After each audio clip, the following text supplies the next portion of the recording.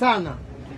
Jinsi ambavyo Mungu alivyompanda sehemu, alistawi pale alipopandwa. Amegusa maisha ya watu wengi sana, ndio maana watu wametoka sehemu mbalimbali kuja kwa ajili ya siku ya leo. Lakini atakayefuata baada ya Brighton ni mimi au ni wewe?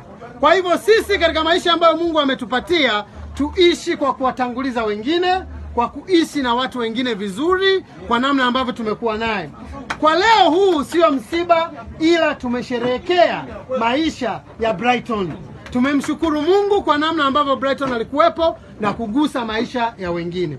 Mungu atubariki sana na kwa kila unachokifanya ambavyo tumekuwa naye. Kwa leo huu sio msiba, ila tumesherehekea maisha ya Brighton. Tumemshukuru Mungu kwa namna ambavyo Brighton alikuwepo na kugusa maisha ya wengine. Mungu atubariki sana na kwa kila unachokifanya tuendelee kumtanguliza mbele Mungu na tuendelee kugusa maisha ya watu wengine. Amina. Asante, nikushukuru sana MC Pilipili kwanza kwa kufika katika msiba huu kwa kisha wasanii. Sisi watu wa Geita tutakuunga mkono tarehe 21 na jambo lako, tuko pamoja na wewe. Baada ya hapo ni mchungaji bali afungia kwa maombi. MC mpaka utatubu.